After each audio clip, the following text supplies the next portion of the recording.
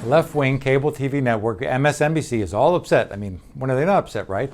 But this time, the left-wing crybabies are weighing in on Beyonce's foray into country music. Let's give it a listen, shall we?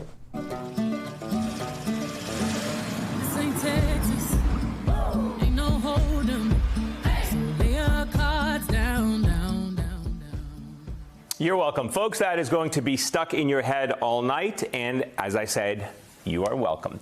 That was Beyonce's Texas Hold'em, one of two songs she's dropped in advance of her much-anticipated country album, stated to be released on March 29th. But not everyone is thrilled about the icon's foray into the genre.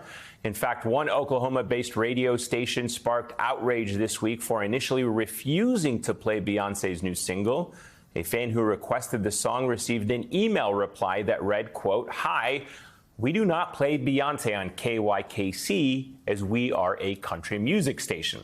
Well, the station's owner later told NBC News that it was unaware Beyonce had released country songs when the request was made. But let's take a step back here for a moment. According to Forbes, as of Tuesday, only 8 of the 150 stations that report to Billboard's country airplay chart reported having played Texas Hold'em in its first day. And none said they had put her other single, 16 Carriages, on the air. Let's be very clear here. This is just the very latest flashpoint of the long and ugly history of racism within the country music establishment. Now, the quality of that song is mid, to say the least, but people can't help what they like. Less subjective is the host's claim that there's a long history of racism in country music. What? A long history of racism in country music? I mean, other than most country artists being white and proud of their rural roots, two characteristics that left-wing urban elites considered in and of themselves racist, I can't think of any time a mainstream country artist ever said anything racist, nor have I ever heard a racist country music song on the radio in my lifetime. And this is ignoring the long history of black country music artists like Charlie Pride, Aaron Neville, Darius Rucker. Heck, Ray Charles even had a few country hits too. I mean, has any country music artist ever said anything racist?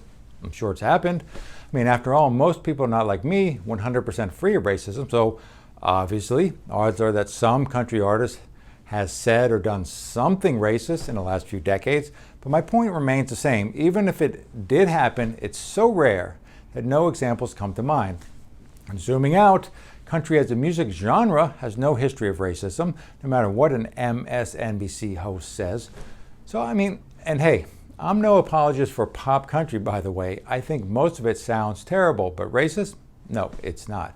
Now, on the other hand, I have heard lots of racism in rap music, but since that's anti-white racism, I guess that's allowed, right, liberals? And it's not just rap. Beyonce, a pop singer, has examples of racism herself. Hey, that's her right. People should be free to be racist if they want to be. It's a free country. So as long as you're not physically harming anyone, say and think whatever you want. I'm just saying, if Beyonce's brain-dead beehive are going to complain endlessly about racism, it's at least worth pointing out that she herself has a long history of racist comments and actions. You want an example? Here's one. She performed a tribute at the Super Bowl to the racist hate group, the Black Panthers, a 60s-era racial identity group that preached black racial superiority, supported racial separation, and called for the violent overthrow of the U.S. government. I mean, I've never heard a country musician perform a tribute to a white supremacy group, but country music is the racist one? As for this station not playing Beyonce's pop pablum, I suspect the real reason has nothing to do with racism. It's probably a combination of country music fans not enjoying the song, the station owners and listeners being unaware of the release, or perhaps for reasons having little to do with the music itself. Maybe country music fans simply don't like her personality and politics, because possibly they aren't super psyched to hear from an artist that has a history of insulting white people. So if the problem is left-wing outrage over imaginary racism, what's the solution? You could laugh at them, you could ignore them, or better yet, just ignore race completely. But making everything about race and endlessly engaging in reverse racism like this host does, that becomes tedious very quickly. I say, relax liberals, be like me and MLK Jr. and judge people and music on its merits, not the race of the artist performing the song. This is Neil News Network. Good day.